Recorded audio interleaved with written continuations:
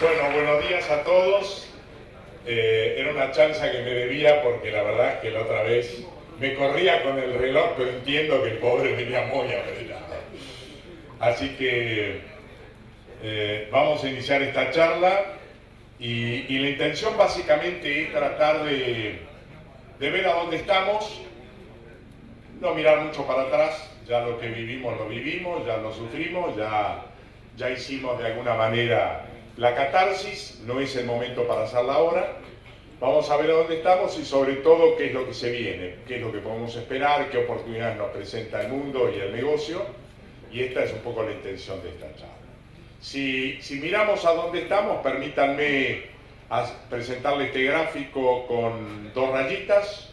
Una expresa la evolución del precio del novillo o del novillito en la línea amarilla desde principios del año 2009 hasta la fecha, y la azul la evolución del precio de la invernada, en este caso ternero 180-200 kilos, en el mismo periodo.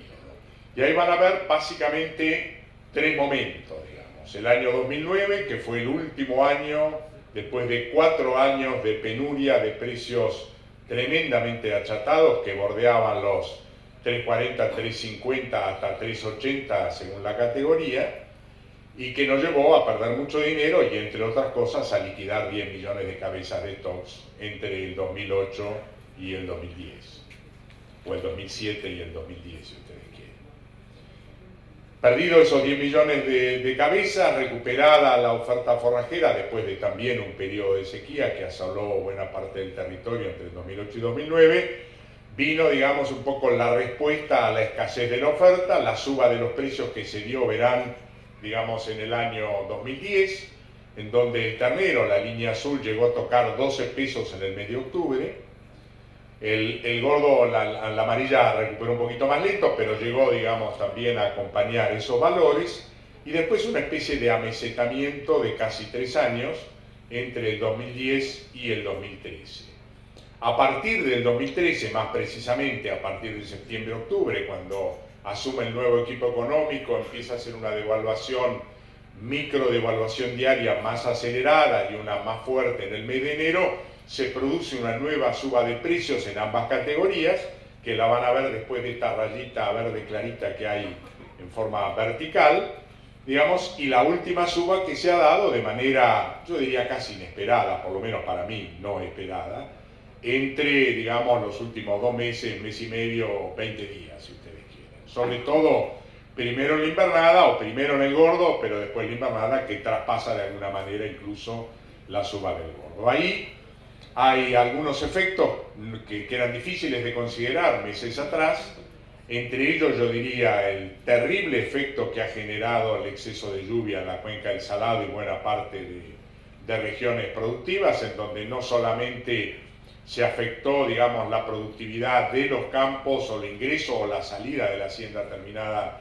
de los campos, sino fundamentalmente las eficiencias de conversión, las ganancias diarias y los días de terminación en los corrales, que eran un barbeal inmundo, ¿no? Realmente una cosa triste verlo, como el pobre animal le costaba desplazarse 3 o 4 metros para llegar a la bebida o a la comida.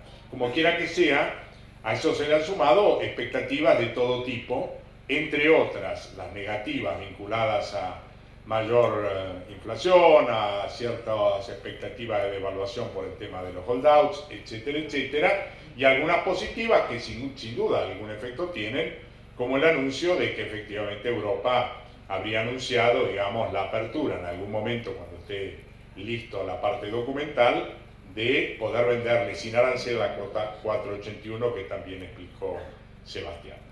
Así que, digamos, cuando uno suma, dice, bueno, la realidad es que si uno mira para atrás un año, se encuentra con que los precios del ganado han subido entre 80 y 85%, mientras que la inflación al 40% y la devaluación o el ajuste del tipo de cambio al 48%, indicarían que luego de un periodo de amesetamiento y de pérdida de rentabilidad, hemos logrado de alguna manera recuperar márgenes.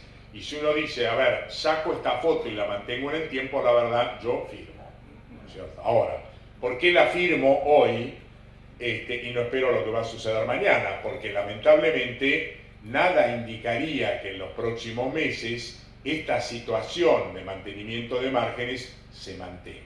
A ver, ¿a dónde estoy apuntando para el corto?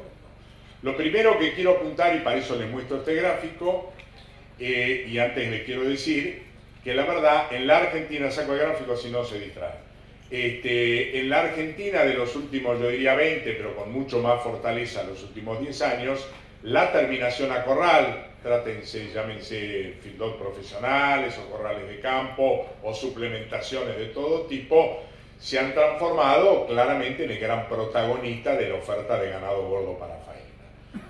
Si uno lo mira y lo lleva ya al conjunto de los corrales declarados, que para los cuales el SENASA lleva una estadística muy ajustada, digamos, podemos decir que al menos en la oferta de animales jóvenes y livianos para faena con destino al mercado interno, cerca del 70% provienen de este esquema de engorde final. Por lo tanto, lo que ocurra en los corrales, ya sea pocos ingresos o muchos ingresos, existencias altas, existencias bajas, etcétera, etcétera, tiene un claro impacto en la oferta y por lo tanto en la formación de precios. Si la oferta es alta, como todos sabemos, frente a un consumo que se mantiene relativamente estabilizado en torno de los 60-64 kilos por habitante y por año, cualquier exceso de oferta seguramente impactará a la baja, cualquier, digamos así, reducción en la oferta seguramente tendrá un impacto a la alza. Lo que hemos visto en estos últimos 2 meses es que los atrasos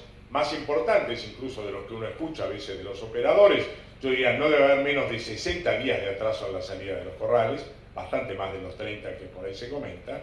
Eso ha hecho que una parte de la oferta que se esperara apareciera durante los meses de julio y agosto, seguramente se está acumulando para salir en los meses de septiembre, octubre, noviembre y diciembre. Y esto lo digo, además, mirando los datos estadísticos. Los datos estadísticos, y esta curvita marca, digamos, cómo fueron evolucionando las existencias en los corrales en forma, digamos, instantánea, es decir, cuántos animales había encerrado en un momento dado en los corrales de la Argentina, cuyas estadísticas releva el SENASA o lleva el SENASA a través del CIESA. La línea verde va desde el 1 de enero del 2008 hasta el 31 de diciembre del 2011, y me tomé este periodo porque acá ocurren 2 hechos muy importantes. El primero, 2008 y 2009, que tiene el componente de los subsidios, que hizo que los encierres subieran a niveles tales que superaran los 2 millones de cabezas encerrados en forma instantánea, cifra que hubiera sido, yo diría, ni soñada años anteriores, pero el efecto subsidio fue tan importante que efectivamente incentivó a este encierro. Algunos me dicen que no todos estaban encerrados, yo digo, saquémosle algo, de todas maneras, claramente hubo un nivel de encierre de actividad tremendamente importante. Y después viene la segunda parte con la caída abrupta, que tiene que ver con la sacada o la caída de los subsidios y además con una relación de costo de reposición por mayor suba del ternero respecto del precio del gordo, que inviabilizó en muchos casos los modelos preexistentes de engorde de corral. Después viene la línea amarilla que muestra de alguna manera el nivel de encierre del año 2012, la línea naranja que muestra el nivel de encierre del año 2013 y la línea celeste que muestra el nivel de encierre del 2014 hasta el mes de julio proyectado. Y lo que van a ver entonces que claramente la línea celeste que está mostrando qué nivel de encierre había durante el mes de julio, está mostrando que es bastante superior a la que había en los mismos meses de los años precedentes. Razón por la cual esto está mostrando, digamos, de alguna manera un nivel de existencia que en el momento que comience a salir va a presionar con una oferta mayor a la que probablemente el mercado espere o pueda absorber sin modificar precios. Así que mi primera, digamos así, conclusión para el cortísimo plazo de acá hasta fin de año es que para animales livianos debemos esperar atenuación, amesetamiento o tal vez ligera caída del precio del gordo. No puedo decir lo mismo de la invernada, toda vez que la invernada hoy está escasa, ya ha pasado la zafra, hay relativamente poca hacienda y la poca que hay ha sufrido bastante en general, sobre todo en una amplia zona bajo efectos del agua, con lo cual probablemente va a ir saliendo más escalonadamente y por debajo de las expectativas de los compradores. Pesado para exportación y vaca gorda para exportación, va a haber muy poco, va a haber una demanda importante, ya no vinculada a la 481, sino a los negocios que habitualmente hay, con Rusia ahora exacerbada por la salida o la sacada, si ustedes quieren, de Estados Unidos y de Europa para el acceso de sus carnes a Rusia, más otras cuestiones que están avanzando positivamente, razón por la cual yo diría, todo lo que es pesado va a tener un mercado tremendamente demandante con desfasaje entre oferta y demanda a favor de la oferta, es decir, la oferta por debajo, y todo lo que es liviano probablemente por encima de la capacidad de absorción sin que modifique precios. Si no les queda claro, me lo preguntan después en términos masivos o en términos personales cuando el segundo tema que quiero mencionar es que dentro de este negocio aparece hoy una enorme oportunidad para la compra de vaca de cría. Yo sé que es un negocio largo, yo sé que requiere ciertos estímulos vinculados a inversiones de largo plazo, pero no puedo dejar de mostrarles este gráfico. El promedio de venta de una vaca general de cría nueva está en torno de los 375-380 kilos de ternero y hoy está por debajo de los 330 kilos. Hay un diferencial entre el 18 y el 20% por debajo del valor que debería venderse en función del producto que genera. De modo tal de que les diría a aquellos que tengan plata, que tengan ganas y que tengan coraje, corazón y pasión, no dejan de aprovechar esta oportunidad que no se presenta todos los días. Destino de la producción. Yo diría, el principal problema que enfrenta la ganadería, no digo el único, porque el único sería ser demasiado fundamentalista, pero sin duda el peor y por lejos es la falta de protagonismo de la exportación como demandante de la producción, anual o de la producción que generamos, ¿no es cierto? Miren este gráfico, tiene más de 40 años, y les indica que el promedio de participación de la exportación dentro de la demanda de la carne vacuna producida es de 17,5%, 18% para redondear, digamos. Por eso se habla del 80-20, 20 exportación, 80 consumo, y es un número bastante razonable. Hoy estamos pisando el 5%, 6, depende del mes. Arrancamos por debajo del 5 los primeros 4 meses, los últimos 2 publicados estuvimos por arriba del 6, yo diría 5 o 6%, que es absolutamente,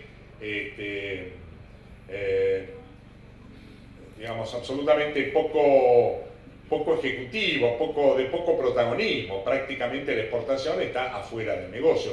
Por eso, y esto un comentario sobre lo que mencionó Sebastián.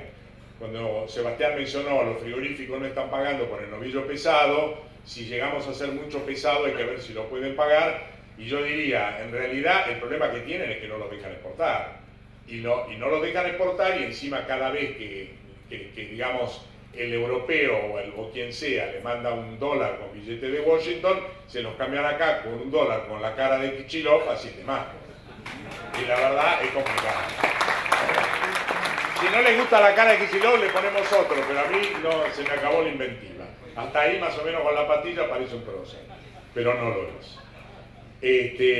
La realidad es que es difícil que puedan pagar más. Si no le dan ROEs y además no le dan seguridad de cerrar contratos que le generen buena renta y encima le dan 7 pesos por dólar exportado, es muy difícil. Por eso, cuando por ahí Sebastián dice, guarda, no nos entusiasmemos con la 481, porque a lo mejor hacemos más de lo que pueden absorber y después nos queda un remanente que no sé cuánto nos lo van a pagar, yo diría, coincido en la digamos así, en ser prudente o en la prudencia, pero diría, tampoco tengamos miedo, digamos, falta mucho para que superemos la barrera de saturar la 481 que todavía no empezó, digamos, así que sobre eso me voy a referir un poquito más al final.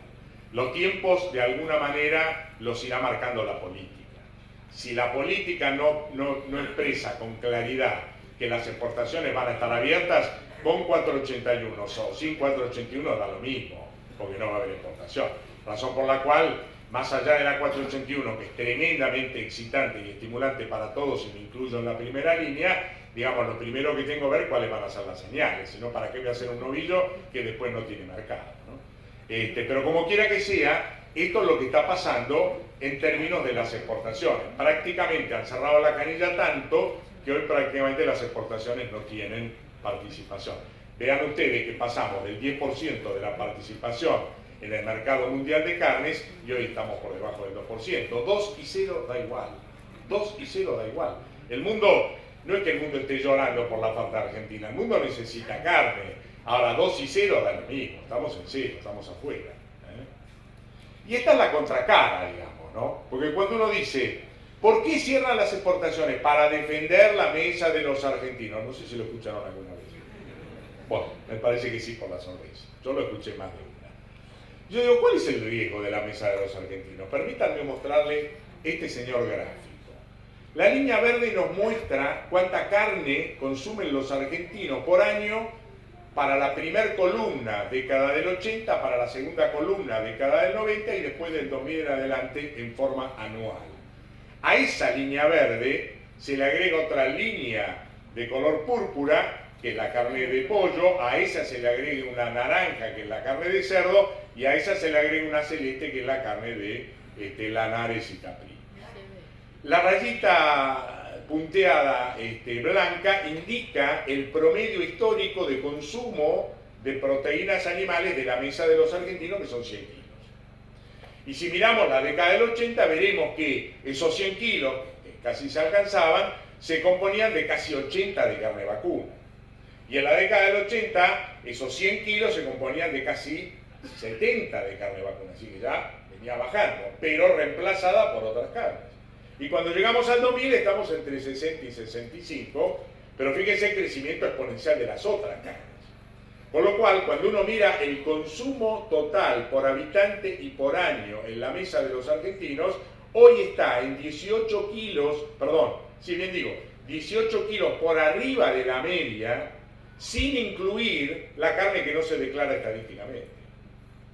Para no ir al vacuno, que nosotros los ganaderos vacunos no evadimos 1 kilo nunca, jamás, voy a decir que los ganaderos ovinos que tampoco evaden consumen bajada de estancia que no se declara. Por lo tanto, casi les diría que estamos más cerca de 120 que de 118. Y 120 kilos por cada uno de los 42 millones es un exceso para cualquier estómago.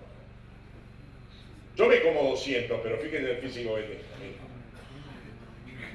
Pero hay otro que es así, que es mi amigo que está en el fondo, que no nombraré, si se come 200 se muere. Entonces digo, es un exceso. Entonces cuando uno mira el argumento del relato, además de agarrarse una úlcera, no logra entender por qué este nivel de derroche y de pérdida de oportunidad es mucho, que ahora veremos cómo se está comportando. Yo sé que voy entrando en calentura y trato de bajarla, pero a veces me sube. Miren, antes de entrar al mercado internacional, un primer comentario que hoy me hicieron afuera. ¿Cómo estamos con el stock? Y la verdad es que entramos otra vez en fase de liquidación. No lo escucho, pero lo estoy viendo. Entramos otra vez en fase de liquidación. Acá lo que vemos es la curva roja que pasó del 2006 al 2009, cuando llegamos casi a faenar el 50% de las hembras sobre la faena total. Después un 2010, donde los precios empezaron a trepar y de alguna manera mandaron mensajes claros al productor de flaco, volvé a retener porque esto sube y va a ser buen negocio. Y después vemos la primera verde, que es 2011, y la amarilla, que es 2012, en donde claramente entramos en un proceso de retención y de recuperación del stock. Claramente, ahí durante esos 2 años se regeneraron una recuperación que terminó dando 3,5 millones más de stock respecto a lo que teníamos en el 2010. O sea que de los 10 perdidos recuperamos 3,5. Después viene la rosita esa, que es el 2013, en donde prácticamente el stock se encontró en equilibrio, y después viene esta gris verdosa, al final, no sé qué color proyecta ahí, que es el 2014, en donde ya estamos por arriba otra vez de la banda de equilibrio. Estamos faenando en promedio 45,3% de hembras que claramente es ingreso al ciclo de liquidación.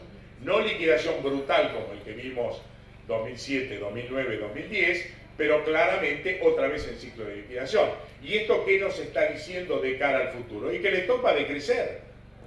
Fíjense ustedes, el stock que estaba en 58 millones, que había caído en el 2010 y en el 2011, 10 millones de cabezas, que recuperó gracias a esa retención del 2011 y 2012, hasta llegar a 51,5, y ahora para la proyección del año que viene ya vuelve a caer otra vez 500, 400 mil toneladas más, cabezas más. O sea, dejamos de crecer, volvemos a retroceder, todo por un relato que no se ajusta a la realidad de los mercados y de las demandas. No hay otra explicación, porque la verdad no hay problemas más allá de las inundaciones o de las sequías sobre las que convivimos desde que el tiempo es tiempo.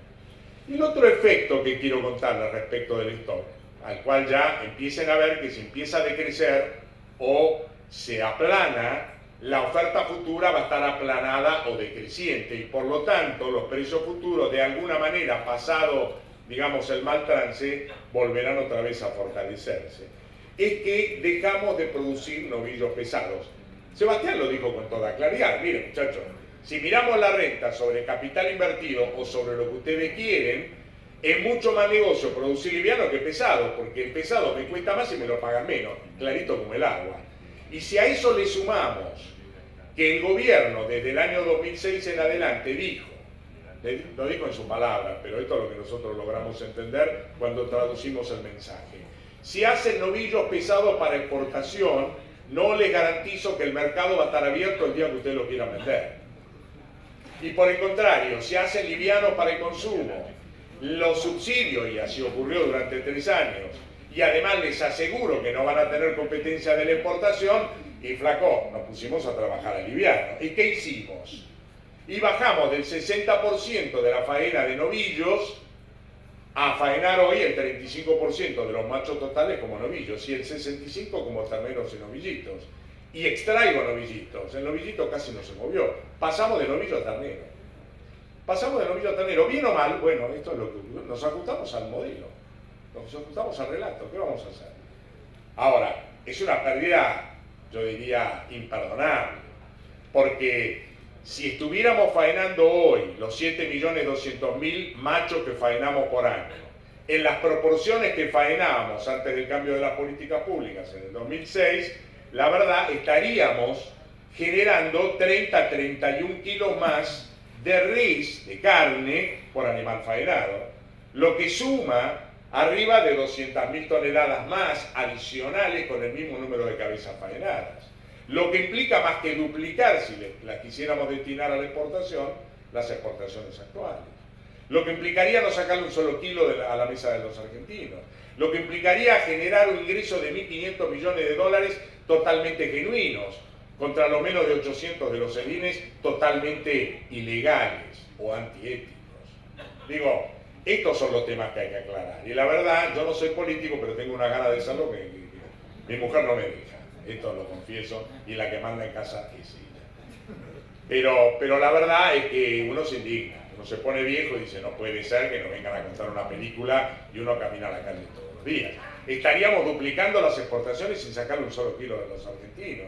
Si el mensaje hubiera sido, muchachos, trabajen tranquilos, hagan pesado, van a exportar, viene la 481, aprovechemos que Rusia ahora necesita carne porque se peleó con los otros, aprovechemos el crecimiento de China, etcétera, etcétera, etcétera, y seamos un país como debe ser. Generemos riqueza para hacer una distribución adecuada en carácter social. Esto es lo que pasó con los novillos. Como no generamos novillos, caímos a la mitad del stock de los novillos. Teníamos 5,5 millones, ahora tenemos 2,7 millones. Y si tenemos 2,7 millones, ¿cómo se imaginan que vamos a responder a la exportación cuando se vuelva a abrir? Se necesitan 1.600.000 para la Hilton. 1.600.000 novillos para cumplir 30.000 toneladas de cuota Hilton. De animales que no provengan de feedlot declarados. No hay. No hay, olvídense. La Hilton no se cumple porque no le dan los ROEs o porque a los frigoríficos no les cierra la cuenta. Son la joya de la corona, todo el mundo las exporta. No hay novillos. No hay 1.600.000 novillos provenientes de pasto que no hayan pasado por corral declarado. no existe. Si hay solamente 2.700.000, que no todos son novillos que además tienen trazabilidad. ¿Y ahora qué va a pasar con la 481? No le tenga miedo, Sebastián. No le tenga miedo. Porque cuando salga la 481 no va a estar el proceso de recría armado. Y se va a armar después. Y gradualmente va a ir corriendo el tiempo. Y además no tenemos límites de 5.000. ¿Por qué 5.000? Son 48.000. Primero llega, primero entra. Se la distribuyen en 4 trimestres de 12.000 y pico de toneladas y no hay límite de...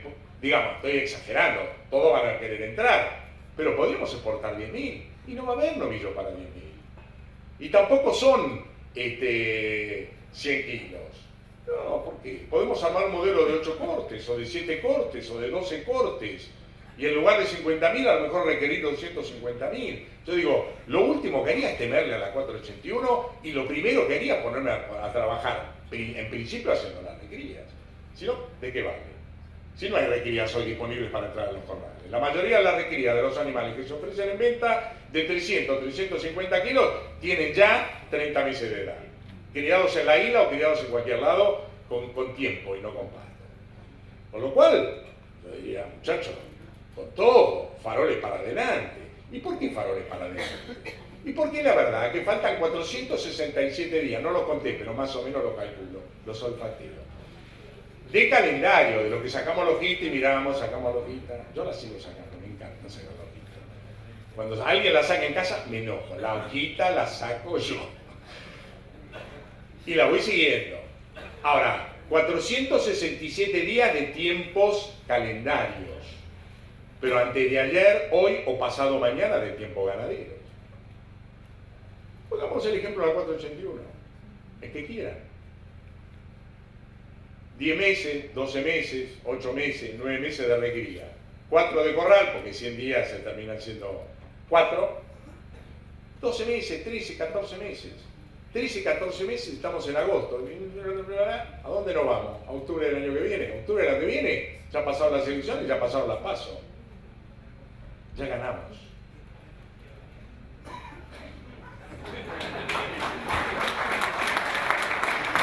Bueno, hay que ser optimista y hay que pelear para lograrlo. Hay que pelear para lograrlo.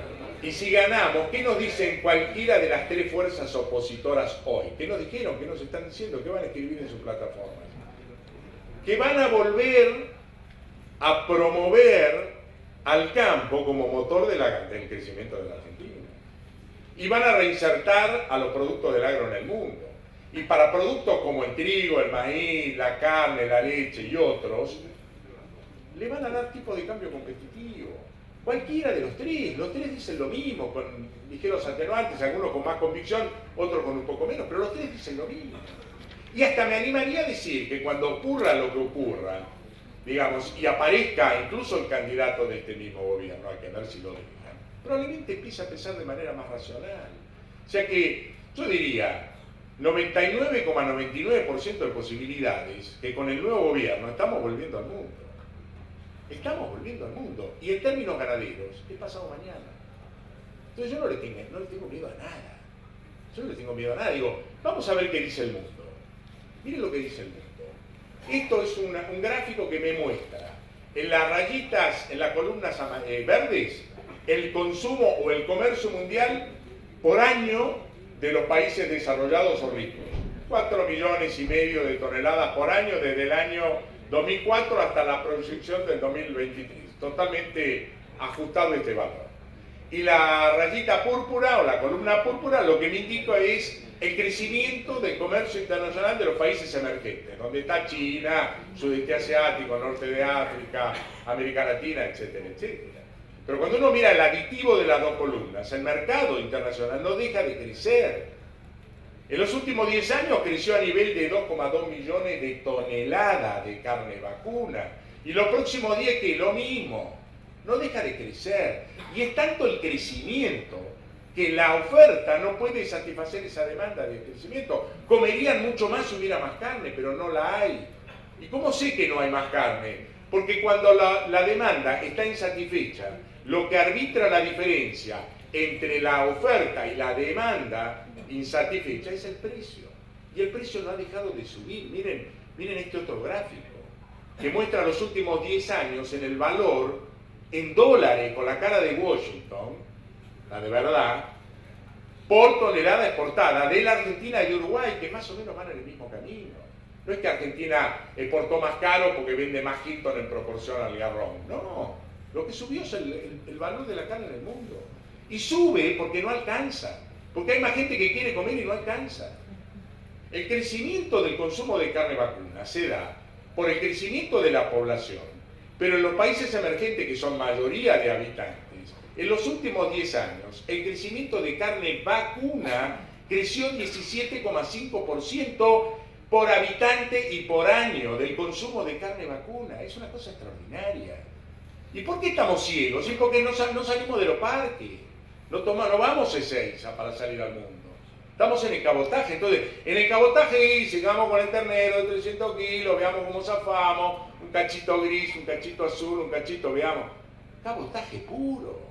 El mundo va por otro camino. El mundo dice, quiero carne y la voy a pagar. Y la voy a pagar tan cara como sea para poder apropiármela.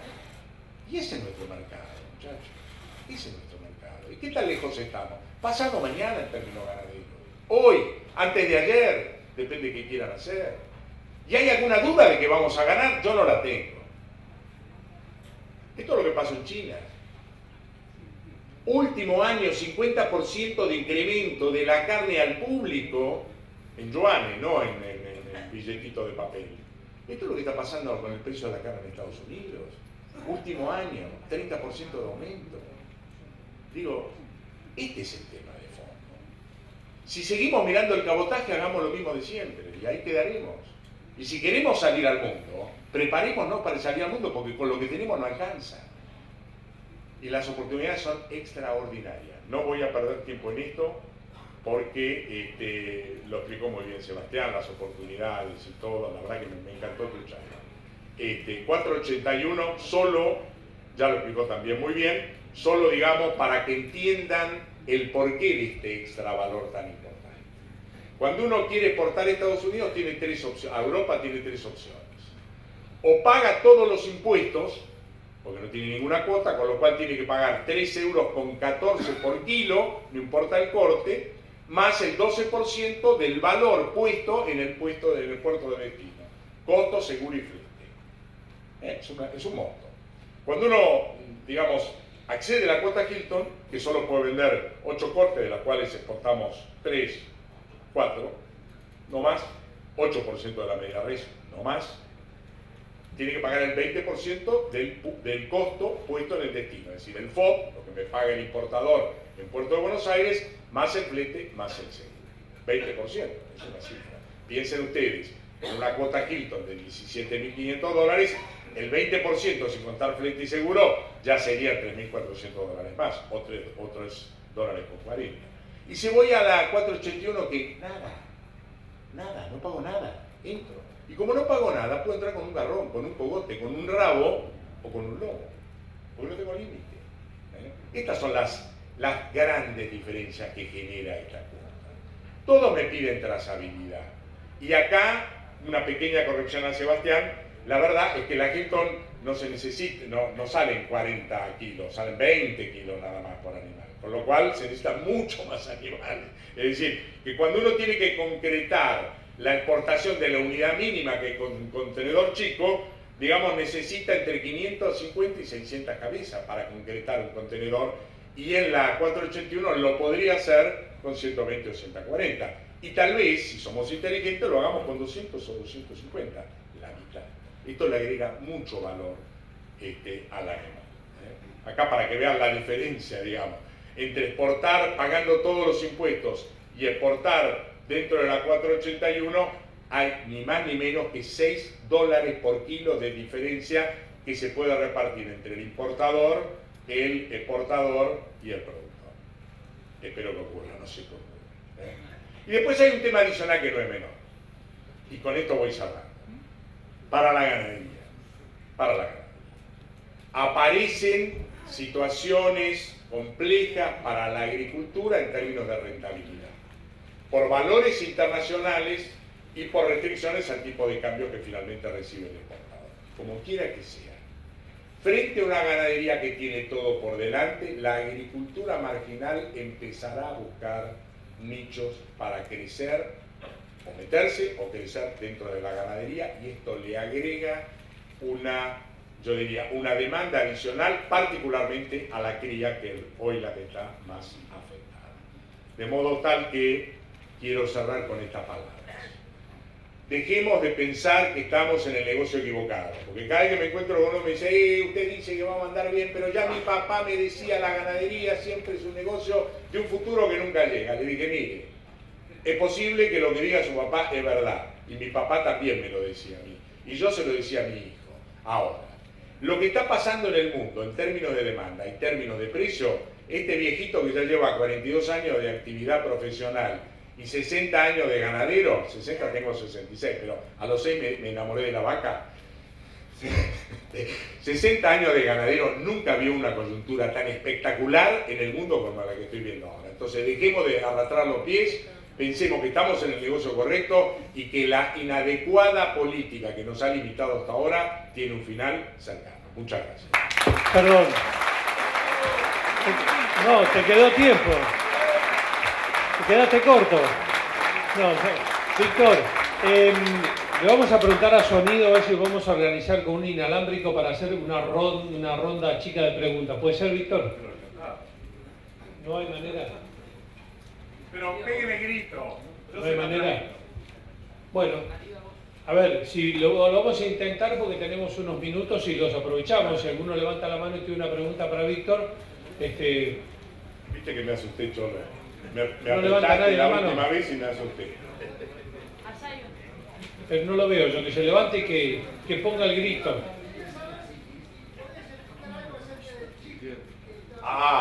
Usted lo que quiere es que no me enoje. Y no necesita mucho. El señor preguntó si podía explicar algo del chip electrónico que propone el señor Echegaray, va a decir el amigo Echegaray, pero no es mi amigo, el señor Echegaray de la AFIP, cuya resolución ya está firmada. Y dice que antes del fin de año, todo el ganado vacuno de la República Argentina debería ser identificado con un chip electrónico que no sabemos si va a ser un arete, un bolo ruminal o una antena en la punta de la oreja izquierda. No sabemos, pero algo será, lo están inventando.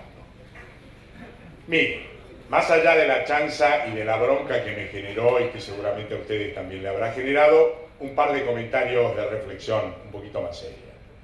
La Argentina tiene un sistema de trazabilidad aprobada por el mundo que le garantiza que sus productos y sus animales mantienen seguridad alimentaria y seguridad en términos de salud animal.